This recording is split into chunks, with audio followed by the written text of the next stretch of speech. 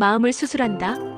영국의 해군 제독 넬슨은 두 차례의 전투에서 각각 오른쪽 눈과 오른팔을 잃었지만 1805년 트라팔가 해전에서 전사할 때까지 혁혁한 전공을 세워 세계 해군의 영웅이 되었다. 넬슨은 팔을 잃은 지 얼마 지나지 않아 그 잃어버린 팔을 생생하게 다시 느낄 수 있었다고 한다. 그리고 그 팔의 존재가 영혼의 존재를 보여주는 확고한 증거라고 믿었다고 한다. 없어진 팔을 느낄 수 있다면 사람의 몸이 사라진 뒤에도 영혼은 여전히 존재할 것이라는 추론이다. 그리고 자신이 그런 영혼을 느낄 수 있다면 다른 사람에게는 없는 특별한 능력을 발휘할 수도 있을 것이라 믿었을지도 모른다. 하지만 넬슨이 무슨 특별한 능력이 있어서 이러한 경험을 한 것 같지는 않다. 팔이나 다리를 절단하는 수술을 받은 사람의 95%는 사라진 팔다리의 존재를 느낄 뿐 아니라 평생 동안 그 부위가 가렵거나 아픈 증세를 보이기 때문이다. 있지도 않은 것을 느낄 수 있다면 이는 분명 알 수 없는 어떤 초자연적 존재가 그렇게 만든 것이라고 생각하는 것이 자연스럽다.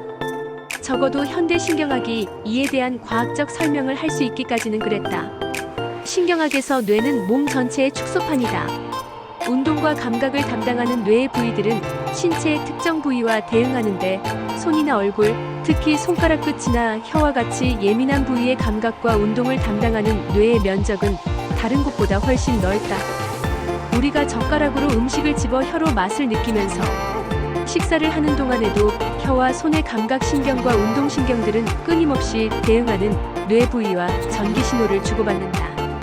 이렇게 다른 부위보다 교통량이 많다 보니 뇌와 혀, 뇌와 손 사이에는 고속도로가 뚫리고 혀와 손의 감각과 운동을 담당하는 뇌 부위에도 널찍한 주차장이 생기게 된 것이다.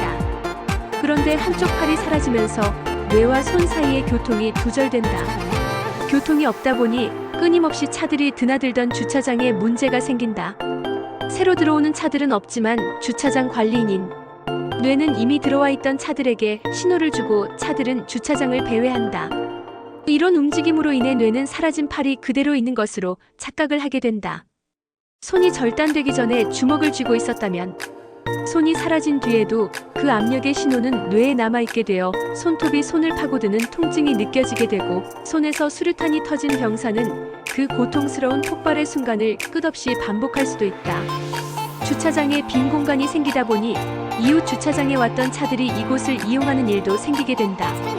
뇌에서 손과 얼굴에 대응하는 부위는 무척 가까우므로 얼굴에서 온 신호들이 손의 신호들이 머물던 곳으로 오기도 하고 아예 그곳을 새로운 정착지로 삼을 수도 있다.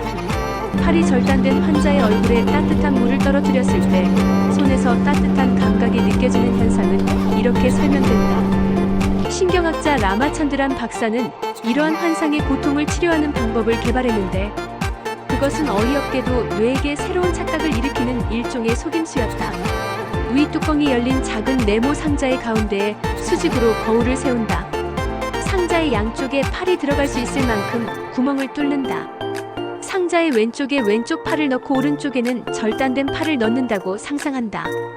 이제 왼팔이 들어있는 상자의 왼쪽을 주시한다. 거울에 비친 왼팔이 절단된 오른팔이라고 상상하면서 왼팔을 움직인다.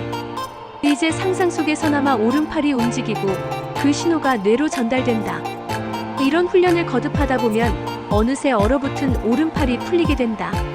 사라졌던 오른팔의 신호들이 살아나고 원래의 주차장을 드나들게 되면서 뇌 속의 본래 영역을 되찾게 된다는 것이다.